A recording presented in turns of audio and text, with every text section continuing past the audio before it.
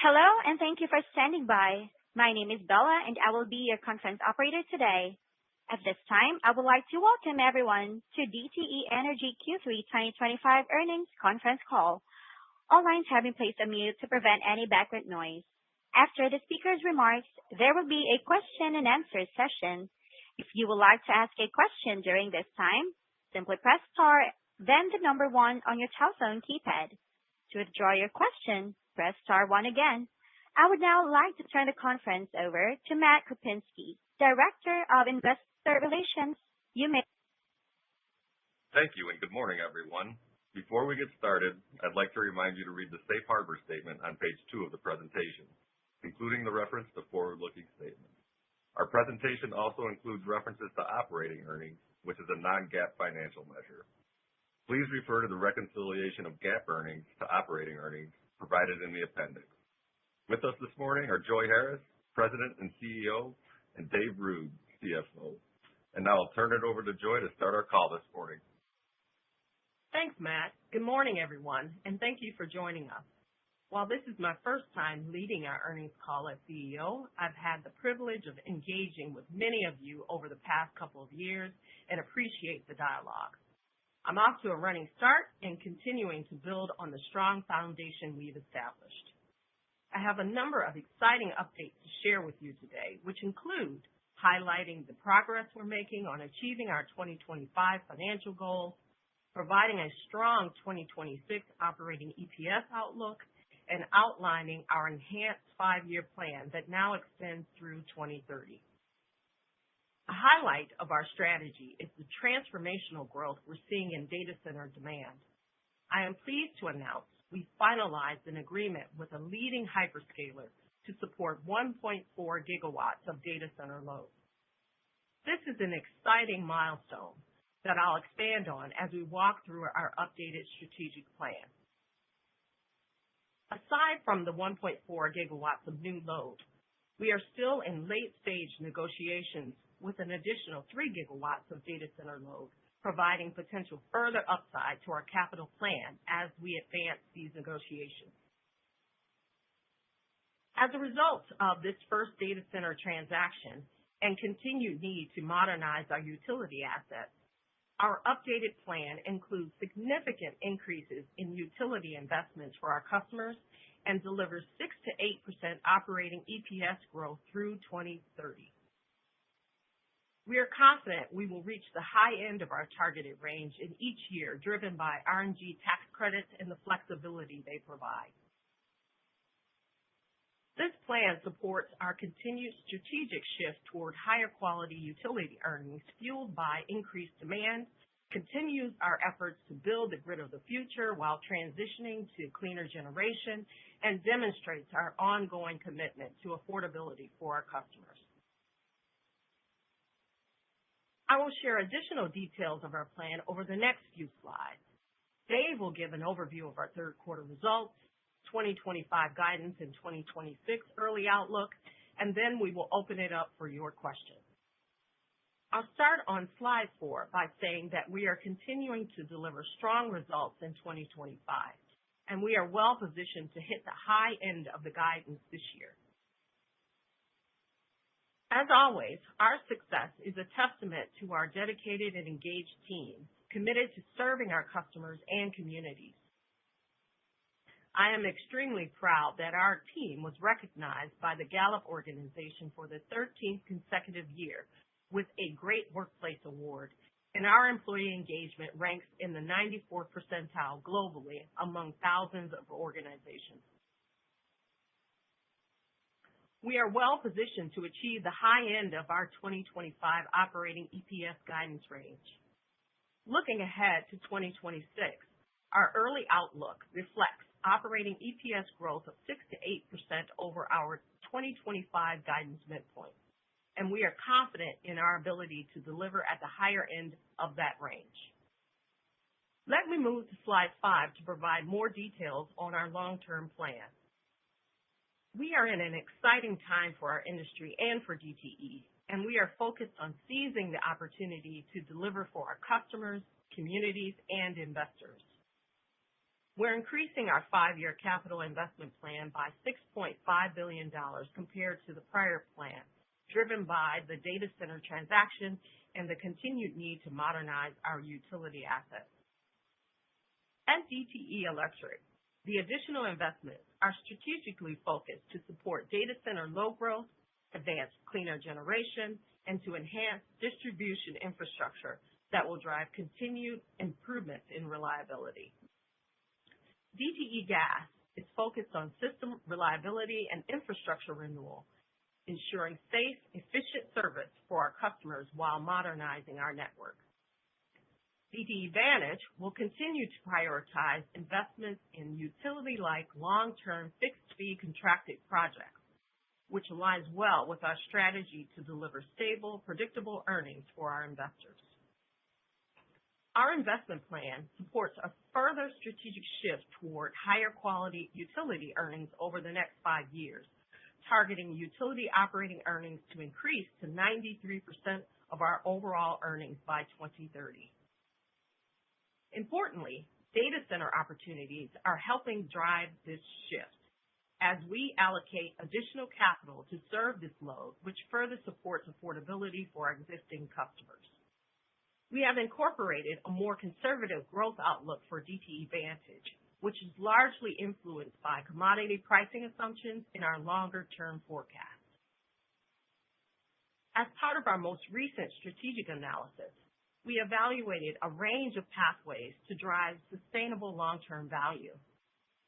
This effort reinforced our conviction that leaning into our core utility business while taking a more conservative view at DTE Vantage will best position us to deliver value for our customers and for our investors.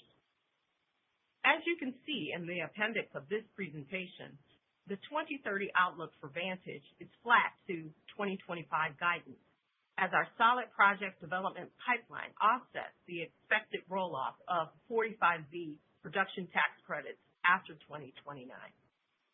We're confident this approach also positions us well for consistent future growth as we expect to continue to make progress on additional data center opportunities that will deliver upside to our base plan. Let me move to slide 6 to highlight updates to our capital plan at DTE Electric. Our updated capital investment plan at DTE Electric provides a $6 billion increase over the prior plan, driven by the data center transaction and customer-focused initiatives that align with our long-term strategy. A key component of this plan is new storage investment to support the increased data center load. Importantly, this incremental storage investment is fully funded by the data center customer. The plan also includes renewable investments that support the continued success of our My Green Power voluntary renewables program and fulfill the requirements of the legislated Clean Energy Plan.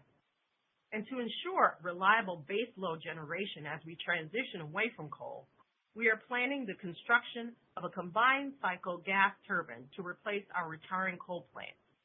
We are submitting a competitive bid for the 2026 Integrated Resource Plan all-source RFP for a new CCGT to replace Monroe Power Plant. We're also continuing to invest in distribution infrastructure to harden the grid and improve reliability for our customers. These grid investments are already delivering results, driving a nearly 90% improvement in the duration of outages since 2023, as we make strong progress toward our goal of reducing power outages by 30% and cutting outage time in half by 2029. Our current rate case filing supports these reliability investments while remaining focused on customer affordability. This filing includes a request for approximately $1 billion in distribution spending to be included in the infrastructure recovery mechanism by 2029, which was largely supported by the MPSC staff in its recent testimony. The IRM will help drive consistent, predictable investments in grid modernization to improve reliability for our customers while also simplifying future regulatory proceedings.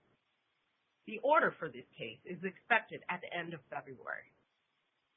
Overall, I'm thrilled about the opportunities ahead for DTE Electric as we continue our efforts to improve reliability for our customers, transition to cleaner generation, and execute on economic development opportunities to drive load growth and support affordability for our customers. Let me move to slide 7 to provide an update on our advancement of data center opportunities. As I mentioned, we successfully executed a significant agreement to support 1.4 gigawatts of new data center load, representing a major step forward in our utility growth strategy, while also delivering meaningful affordability benefits to our existing customers. The demand is expected to ramp up over the next 2 to 3 years, giving us a clear runway to align infrastructure development and resource planning with customer needs. While we can use existing capacity to support this ramp, we'll also need to invest in new energy storage solutions to meet the full capacity requirements. Our updated plan includes nearly $2 billion of incremental energy storage investment and additional tolling agreements to support this data center load. Given our excess capacity, we will use our existing industrial tariff for this customer and combine it with an energy storage contract to support the incremental storage investment. We are including key terms in these agreements that will protect existing customers, including a 19-year power supply contract with minimum monthly charges. The data center will fund its own storage needs through a 15-year energy storage contract.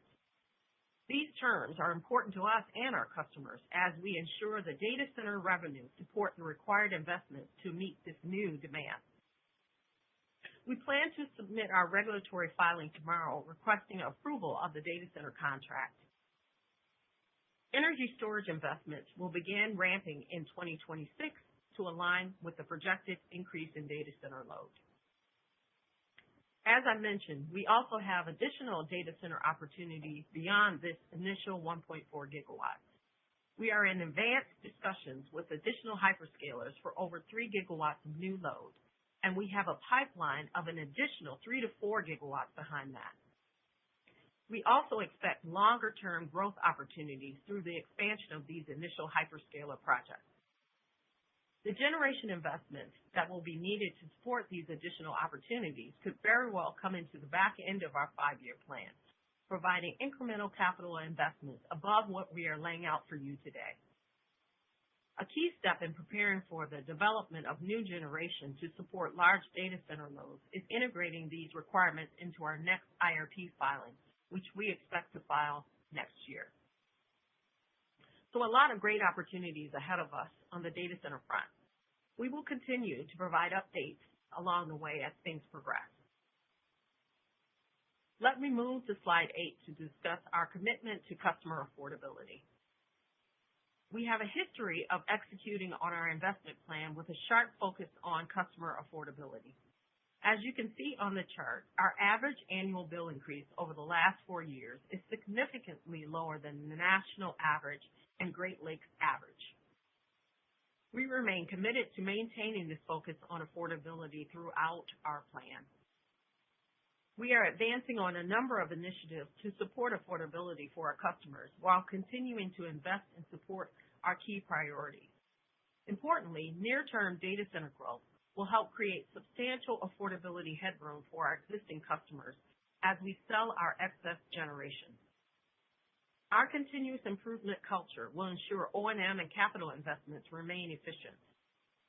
The shift from coal to natural gas and renewables also helps to further reduce O&M costs, while our diverse energy mix ensures economic fuel costs for our customers. And finally, the IRA provisions support the renewable energy investments while supporting customer affordability goals. So to wrap up my comments, I'll say I'm very excited about our long-term plan and the opportunities we have ahead of us to continue to deliver for all of our stakeholders, including excellent service to our customers and communities, and continued strong financial performance for our investors. I'm looking forward to spending more time with many of you at EEI to discuss our updated plan. With that, I'll hand it over to Dave. Over to you, Dave. Thanks, Joy. Good morning, everyone. Let me start on slide 9 to review our third quarter financial results. Operating earnings for the quarter were $468 million. This translates into $2.25 per share. You can find a detailed breakdown of EPS by segment, including our reconciliation to GAAP reported earnings in the appendix. I'll start the review at the top of the page with our utilities. DTE Electric earnings were $541 million for the quarter. Earnings were $104 million higher than the third quarter of 2024. The main drivers of the variance were timing of taxes and rate implementation, partially offset by higher O&M and rate-based costs. The impact from the timing of taxes for the quarter was fairly significant at $63 million favorable relative to third quarter 2024. This is due to the timing of investment tax credits associated with when our solar projects are placed in service. This timing was known and built into our plan, and the remaining year-to-date timing favorability of $33 million relative to 2024 will reverse in the fourth quarter. Moving on to DTE Gas, operating earnings were unfavorable $38 million, which is $25 million lower than the third quarter of 2024. The earnings variance was primarily driven by higher O&M and rate-based costs. With our confidence that we will hit the top end of our overall DTE operating EPS guidance range this year, we've been able to unwind one-time lean operational measures and other unsustainable reductions that were implemented over the past few years at DTE Gas to counteract warmer weather. This will likely bring this segment in below its guidance range in 2025. Let me move to DTE Vantage on the third row. Operating earnings were $41 million for the third quarter of 2025. This is an $8 million increase from 2024, driven by RNG production tax credits in 2025, partially offset by lower steel-related revenues. We remain on track for the full-year guidance of DTE Vantage. On the next row, you can see energy trading earned $23 million for the quarter. We continue to experience strong margins in our contracted and hedged physical power and gas portfolios. On a year-to-date basis, we are currently above the high end of operating earnings guidance for this segment.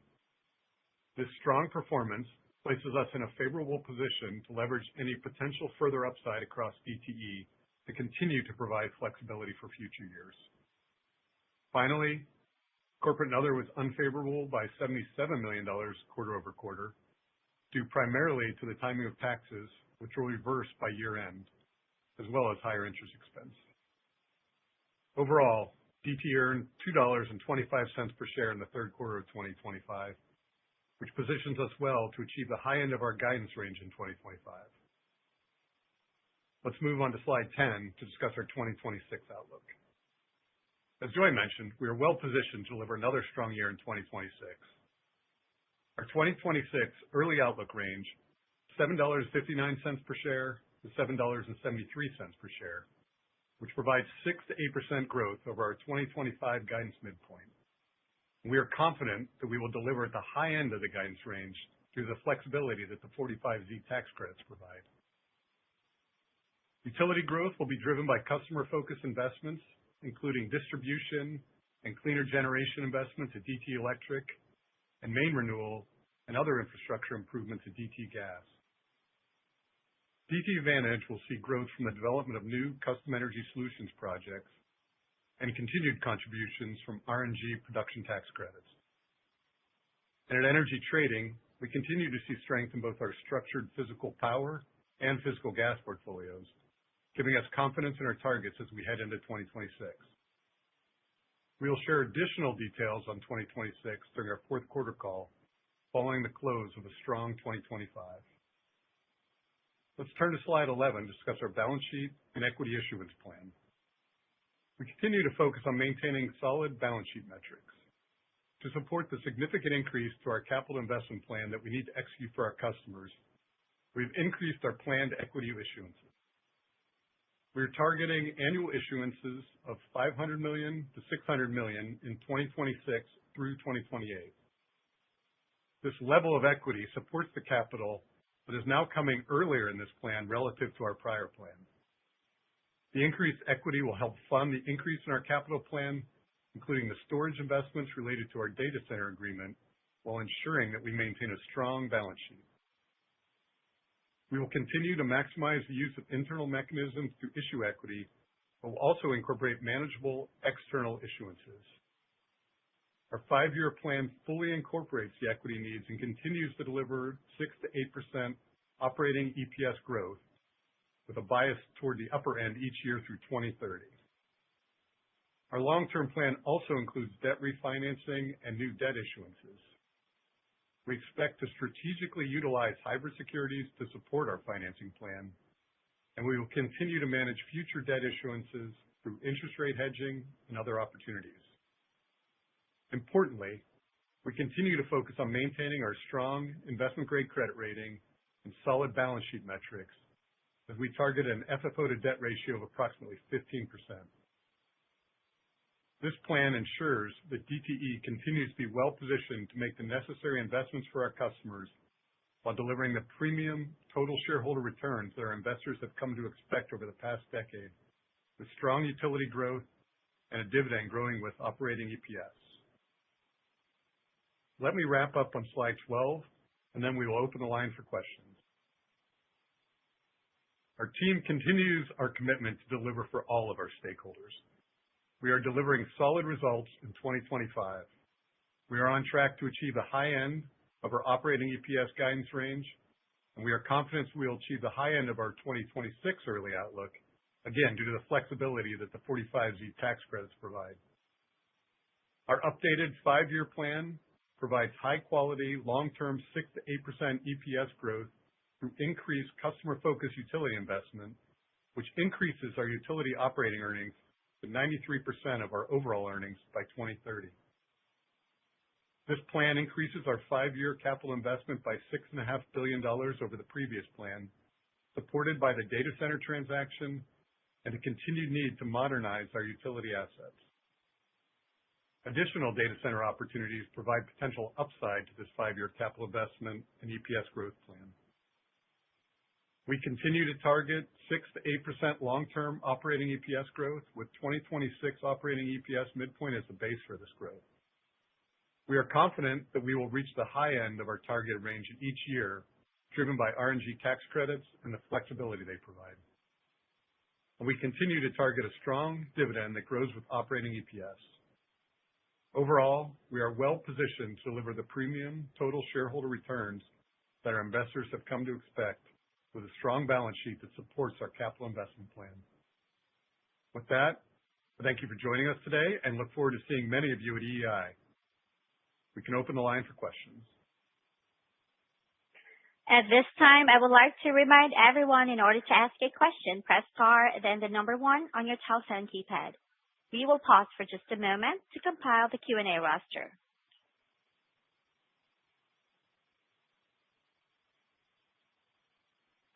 Your first question comes from the line of Shar Pourreza with Wells Fargo. Your line is now open. Please go ahead.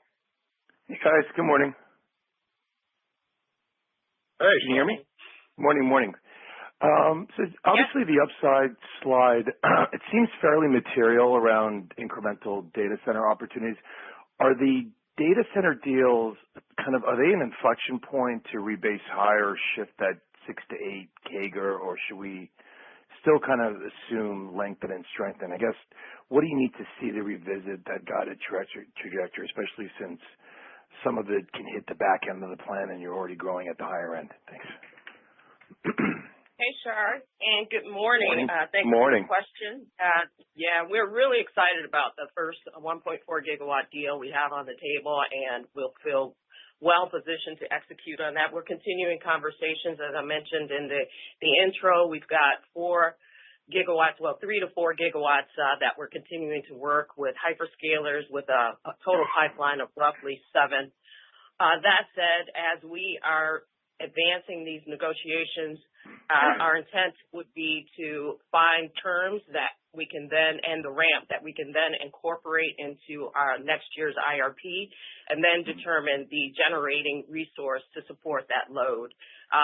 It could be a large generating load or a combination of batteries and renewables, but the intent would be to get it into the 5-year plan if at all possible, and that would give us growth opportunities above and beyond where we are today. So we feel really good about the deal we have on the table and our ability to execute on it.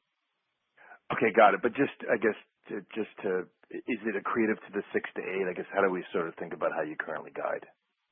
Yeah, I think that is a fair assumption that it would be upside to our current 6 to 8. Perfect. Thank you. And then and obviously you noted a more conservative outlook for Vantage due to commodity pricing. But I guess, what are you seeing on the energy service side, and does it make sense to monetize certain assets, especially with the inflection of equity needs starting in 26?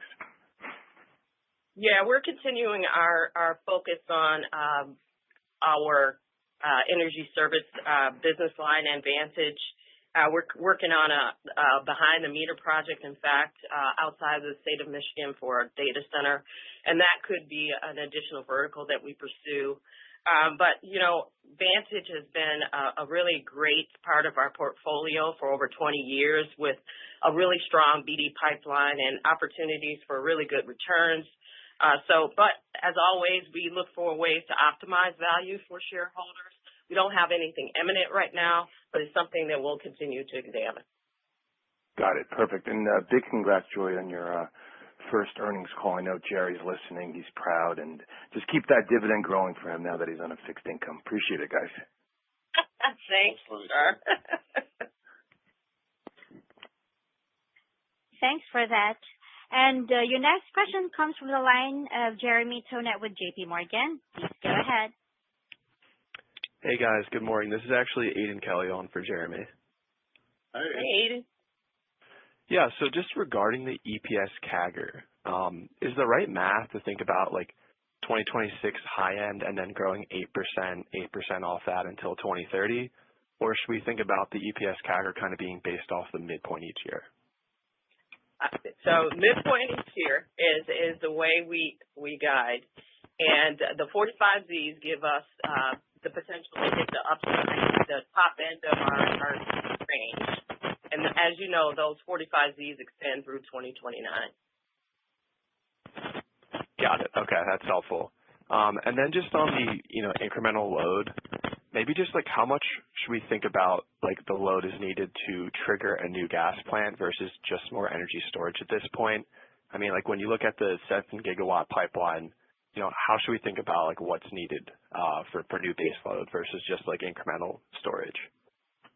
Yeah. So, think of it this way. Any new data center load that we bring on after this 1.4 gigawatts will require additional resources.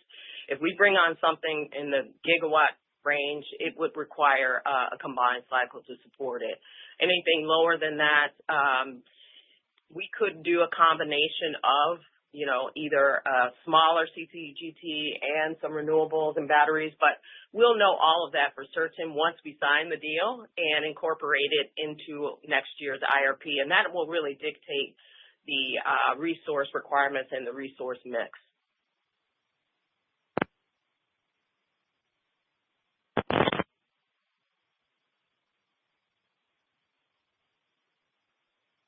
Your next question comes from the line of Julian Dumoulin-Smith with Jefferies. Please go ahead. Hey, congratulations again, Joy, and to the whole team here. Nicely done here, I got to say. And nicely done on firming up this contract here, as you say. Now, with that said, and just to follow up on some of the last questions here, how do you think about the data center timing here? You talk about it being accretive to the plan. How do you think about the timeline for its ramp? I know that you already cautioned that it wasn't entirely clear cut, but how do you think about it being accretive versus perhaps serial and an extension of the 6 to 8? We don't mean to nitpick too much here, but I think we heard your comments earlier, and I just wanted to come back and understand when that would really start to kick in and be accretive. Yeah, you can think of it toward the tail end. Given just the lead times on some of the materials and the construction cycle, Julian, you could think of it toward the back end of our plan. So call it, late 2029 into the early 2030s. Got it. So that uptick would potentially be probably that first year really would be that 2030 timeframe. And then the question would be how sustained that elevated growth rate would be predicated on the success of the 3 gigawatts in late stage negotiations. Yeah, and again, I'll repeat, we're going to take all of this and incorporate it into next year's IRP, and really that will dictate not only the timing, but the right resource mix, which will then drive, timing of construction, lead times for materials and such. Right, indeed. Your owned versus a contracted piece, et cetera, et cetera. Exactly. Excellent. Perfect. All right. Well, I've taken enough. Thank you guys very much. I appreciate it. Good luck and congrats again. Julian. Thanks, Julian. Your next question comes from the line of David Arcaro with Morgan Stanley. Please go ahead. Oh, hi. Thanks so much. Good morning. Hey, Good morning, David. Hey, I was wondering, just on the advanced stage data center pipeline, is there any rough timing for when you'd expect the potential to finalize those deals and bring them forward or advance other projects maybe into from the earlier stage pipeline into the advanced stage pipeline? What's the pace of crystallization of some of the projects? Yeah, thanks for the question. So we're in active negotiations, and we have been for some time. We are still, settling on some key terms and ramp rates. I would envision that we would have at least an idea of the ramp and firming up some of the terms before we file next year's IRP. We're pulling that forward. That's the idea into the third quarter. So we would want to be able to understand the ramp, understand exactly when that ramp would lay out over a 5-year plan and incorporate it into our modeling so we can put it into the IRP.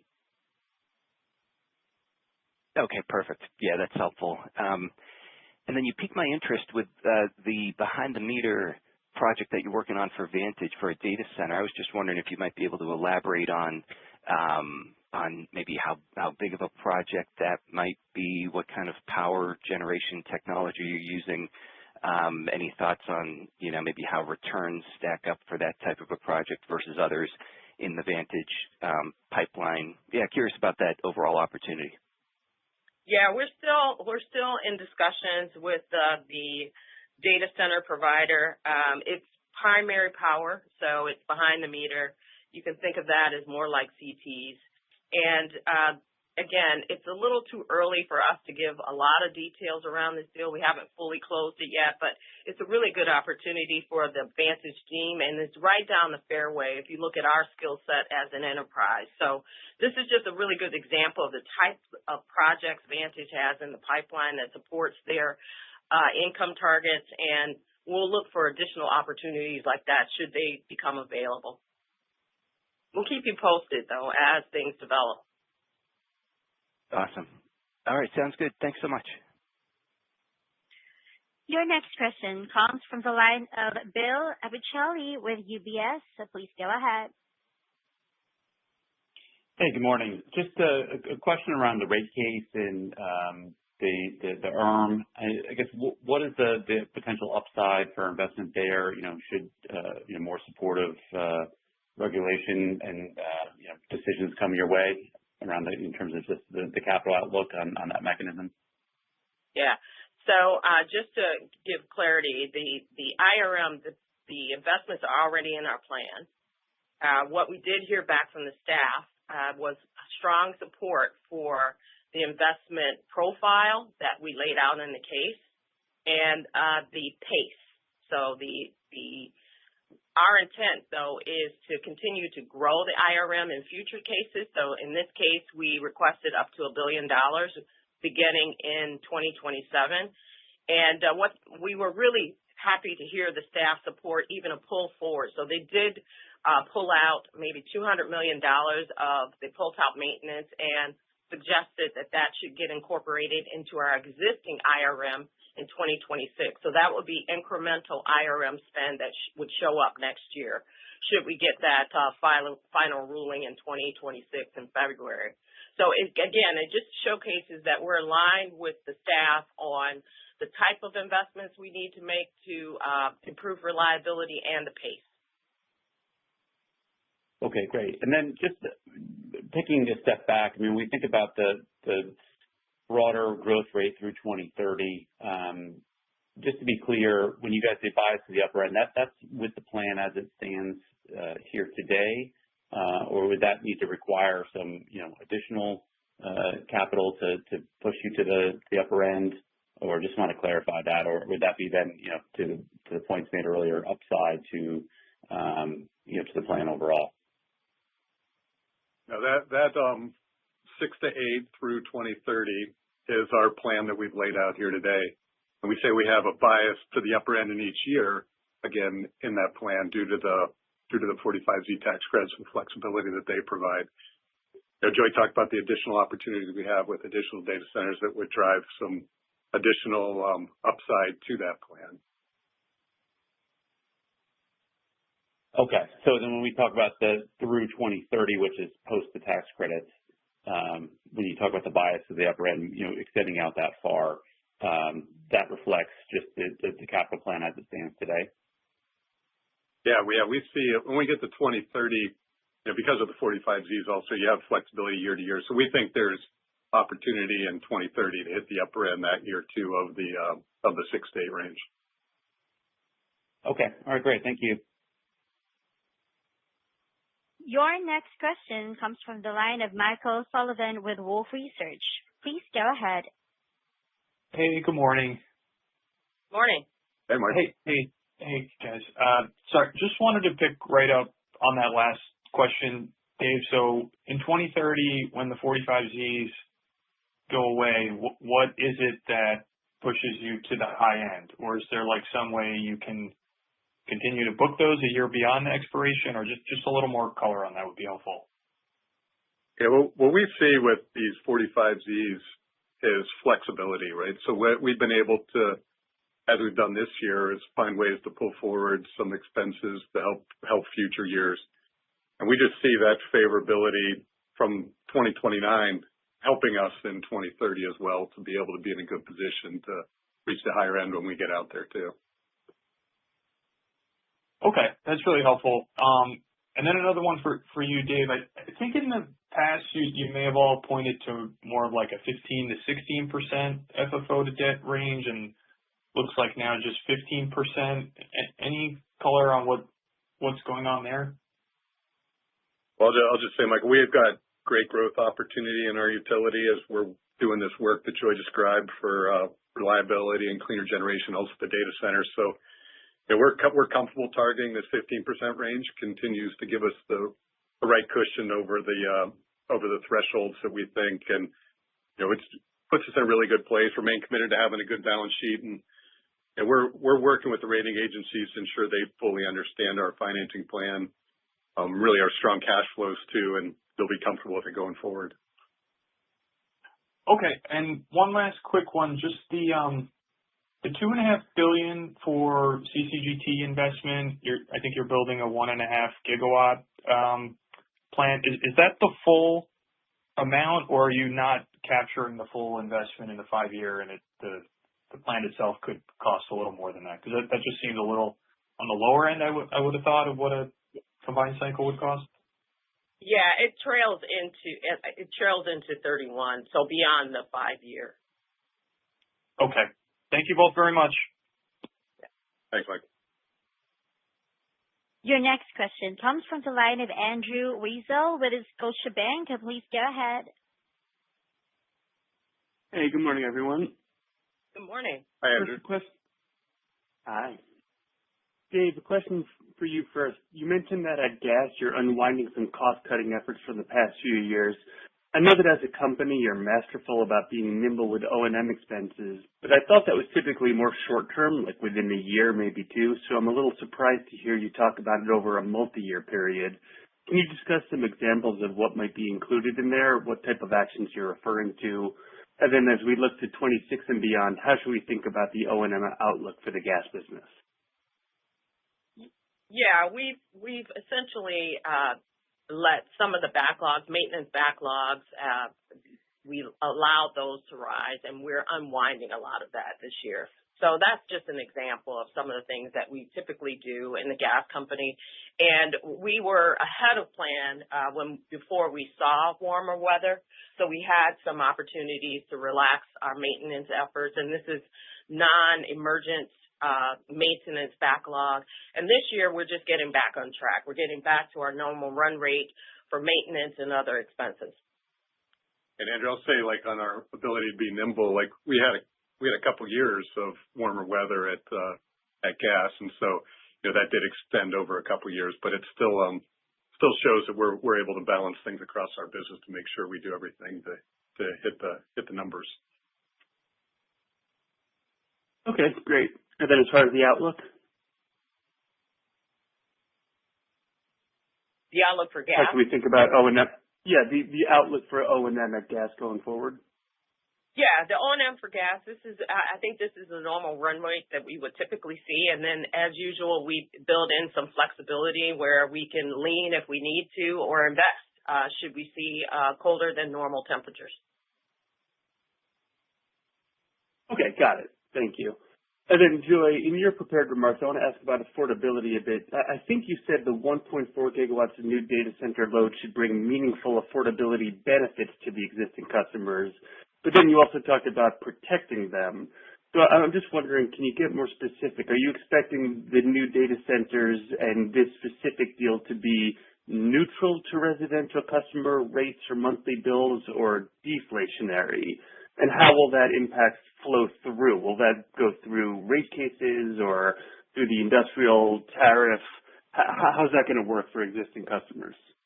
Yeah, this is great for existing customers because we don't have to build anything substantial to support the load. We're using our excess capacity to support the load and building batteries on top of it just for peak shaving purposes.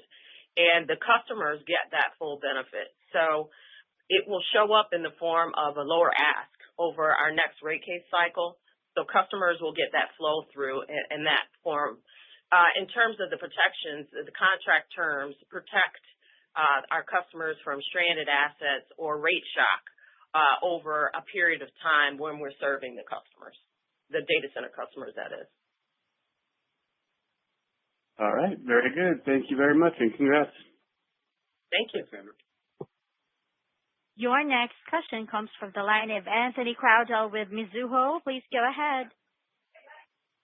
Hey, good morning, team. Hope all is well. I just wanted to follow up two quick cleanups. One to Mike's question earlier on the FFO to debt, Dave. As Vantage becomes a smaller and smaller portion of the company's earnings mix, any conversation with the agencies of an improved or a lower downgrade threshold? We are in constant communication with the rating agencies. I think right now, and because we have a lot of really utility-like projects at Vantage, I don't know if that will lead to lower thresholds, but we will continue those conversations because, we will be moving more into that going forward as well. And the current threshold is 14 or 15%? It's down around 14. It depends. The rating agency depends on the way they measure it also relative to how we do, but more in the 13 to 14%. Great. And then one of the earlier questions I think Bill was asking on the IRM mechanism, you highlighted, I think, staff is $1.2 billion. I guess just is the cadence of spend, if you could just talk about that, and then also the company previously or historically would file maybe an electric case every maybe 12 to 24 months. Does that stretch out the filings, the frequency of the filings? Yeah. So the way the IRM is $1 billion, it starts in 2027. We have an existing IRM, but it starts to ramp up in our filing in 2027 and grows to $1 billion over 3 years. And the way that we've laid this out, we would start to see that investment grow and make adjustments along the way based on, performance. So in our next filing, we will look to update it and increase it even further. You asked about will that keep us out of rate cases. Where we have it right now, it would give us maybe 6 to 8 months worth of, I think, benefit that we could push out a rate case for that period of time. As it continues to grow, that time will lengthen. Great. Thanks again. And Joy, such an improvement versus Jerry. Great move. Thanks, Anthony.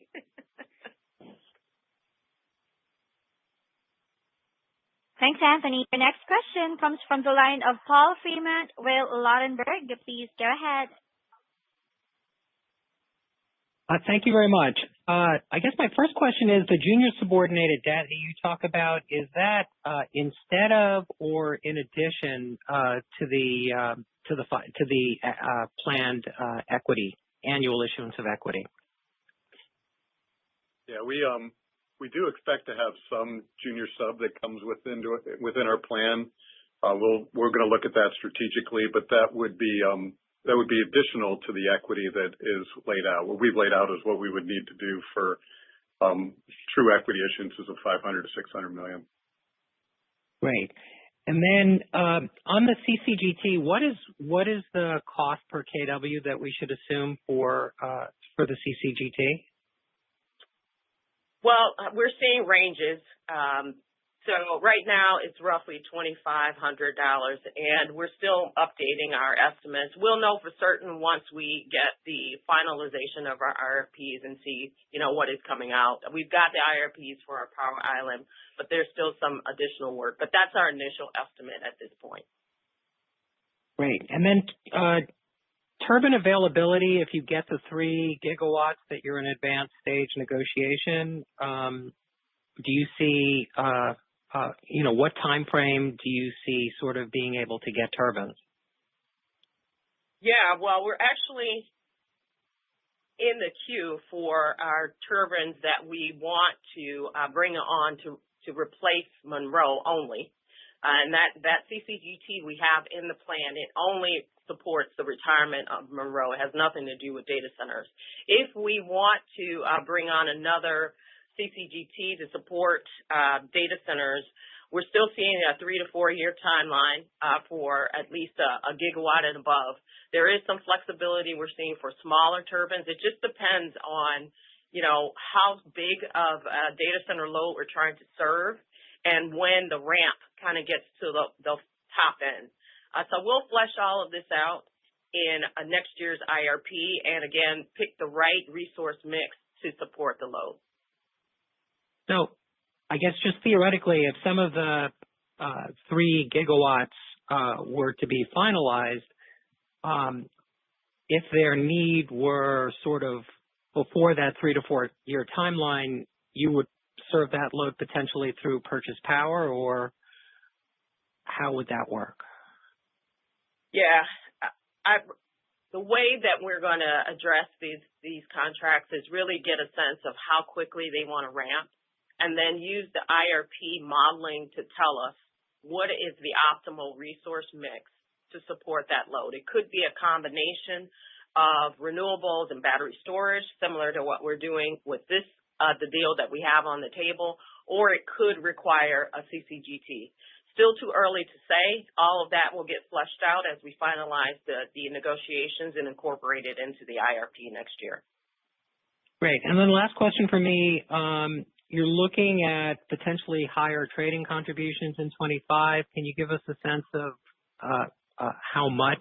And will next year's trading contribution be sort of back at the 50 to 60 level that it was this year? Yeah, right, Paul. Trading is having a really good year. We're seeing these strong margins. We talked about both gas and physical power portfolio, again, structured and hedged. Right now, our year-to-date's above the range, and that's given us some flexibility across our business. We don't plan for earnings to continue at that pace. We put in the 50 to 60, as you mentioned. However, because some of these contracts are longer term, we do see some favorability that could come into 26, but we don't forecast that long term. We forecast around the 50 to 60 still. Great. Thank you so much. Thanks, Paul. Thanks, Paul. Your next question comes from the line of Angie Storozynski with Seaport. Please go ahead. Good morning. So lots of questions ahead of me, but can you give me a sense, the 1.5 gigs or the current data center contract that you just finalized, 1.4, and then the additional contracts in the works? I mean, how do they compare versus the load that you currently serve? As like a percentage-wise, how big of an impact is it? Yeah, so the 1.4 increases our load by 25%. So that should give you a sense of what an additional, gigawatt could equate to if we were able to bring it on. Yeah, I mean, yeah, that puts it in perspective. Now, on Vantage, I understand that you're shifting investments towards basically a higher multiple business, which makes sense. But it's kind of surprising to see that there's less of growth opportunities for Vantage in this day and age where you have this seemingly an explosion of behind the meter generation. Like cogen seems to be such a hot investment right now. If only because it's behind the meter, if only because it's time to power. So again, you did mention some commodity price pressures, but I'm a little bit surprised to see this lower growth kicker for that business. Yeah, Angie, we're going to continue to work the BD pipeline there, and this first deal that we're getting, at least trying to get under our belt, would inform if this is a vertical that we can pursue further. And again, this is outside the state of Michigan. We're hearing more and more that this behind the meter option is something that data center providers want to pursue. And so, to your point, we're going to keep working it and ensure that we've got the execution capability. We've settled on a design we think that works, that gives the redundancy. So we think that could position us to be really attractive to data centers that are looking to pursue this type of solution. Okay. And Dave, could you comment on growth expectations for your dividend in this new higher capex environment? Yeah, Angie, we're going to continue to revisit the dividend growth. We said in our prepared remarks we're going to grow them with our operating EPS, and right now we're in a payout ratio that's right in the midpoint of our peers. But we're going to continue to look at that and make sure that it supports both growth and what our investors prefer here. Very good. Congrats. Thank you. Thank you. Your last question comes from the line of Travis Miller with Morningstar. Please go ahead. Good morning, everyone. Thank you. Good morning. I just want to confirm the cash flow and earnings mix here over the next couple of years. So you hear it correct, the ramp comes for this data center, the ramp comes next year, and then there's really no incremental capital that you would fund because they're funding the storage, right? So cash flow and earnings should be pretty close, at least over the next 1 to 2 years as this data center contract ramps up. Is that correct? Well, we're investing the storage to fund the storage assets, and then we'll be getting the cash flows from the ramp, which does ramp up really quick. But we will be investing in those storage assets, and that's why one of the reasons why we're pulling some of our capital forward and need some of this additional equity. Okay. And that would be over a short period of time, though, right? Yeah, short periods, next few years. Okay. And what size is the storage investment? Not dollars, but how many gigawatts or megawatts? It's a gigawatt of storage, and then we're going to use tolling agreements. So in accordance with our IRP settlements, we are going to build 2/3 of the requirement, and then we're going to use tolling agreements for the other third, which are we'll get the FCM on the tolling agreements. Okay. Very good. That's all I had. Thanks so much. Thank you. All right. Well, thank you, everyone. Go ahead. Thank you, everyone, for joining us today. I'll just close out by saying DTE continues to have a really strong year in 2025, and we are well positioned for 2026. And I am just really excited about our long-term plan and the opportunities ahead. And I look forward to seeing many of you at EEI in just over a couple of weeks. So thank you all for joining us today. Have a great morning. Stay safe and be healthy. Ladies and gentlemen, that concludes today's call. Thank you all for joining, and you may now disconnect. Everyone, have a great day.